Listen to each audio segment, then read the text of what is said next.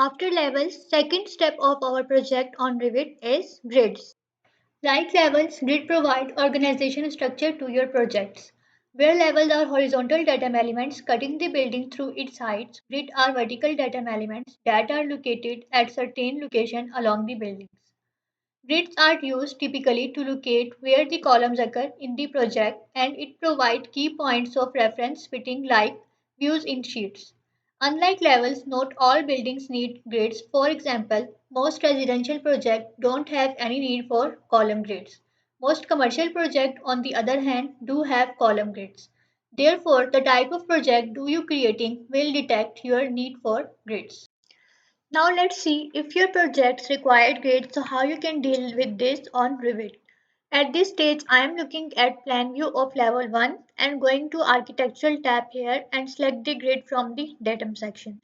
You can see when I select the grid there are several options you can select and draw. But for this example I am going to select the straight line and I am going to draw my first grid here outside the building and click my first point here down and can click second anywhere on the screen or at any angle. But I am going to select the straight line grid. You can see when I click the second point, it will show me the bubble here. The first end of the grid has no bubble while the second end has the bubble. And these bubble shows the number of grids inside it. Now if I click on the grid, it will show me the check boxes at the upper and lower end of the datum grid. And I can deal with these bubbles by check this box. If I check this box, it will display the bubble at this end as well. And if I uncheck this, it will hide from here. This is the same as in case of level.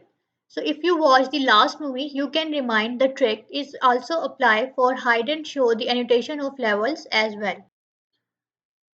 Now let me select the grid and simply delete it. The reason of deleting the grid here is that I want to talk about how Revit deals with the number of grid. Let's select the grid again and just line up here inside the building. You can see even I delete my grid number 1 from here but still Revit remind the sequence of the next grid and it count it as 2. So we got the fact right here that even we deleted the grid number 1, it still remember it is grid 2. This is really important. It's important if we want here grid 1. It also important if we want the lettering instead of numbers. So let me show how you can change the number into letter. For this you have just click on this number and put here the letter capital A. Now, if I continue, line up the grid, snapping it at the both end, just like levels, I can line up with the neighboring grid and snap it at the both end. So you can notice one thing, most of the features of grids are same like as levels. Now line up again one more grid. You can see we are finding A, B, C and here D and here E. Now let's create our grids in the second direction as well. For creating my first grid, I am using simply the dragging method.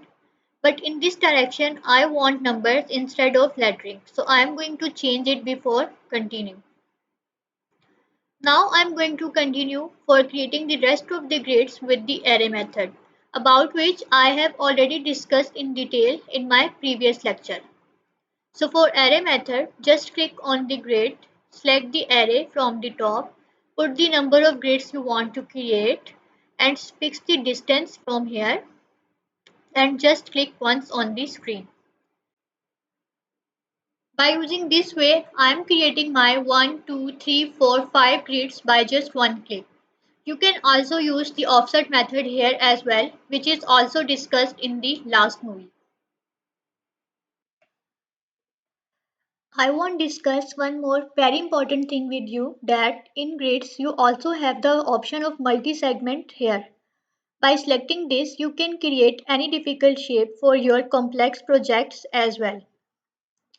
Once you're done with your shape you have to click here for finish it.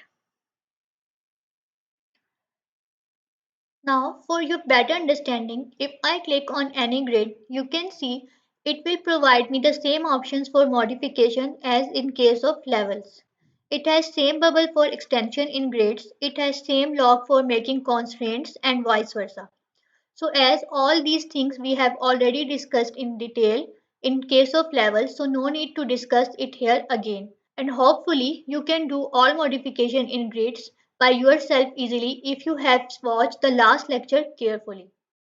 But still, if you have any queries, please feel free to ask anytime in comments below.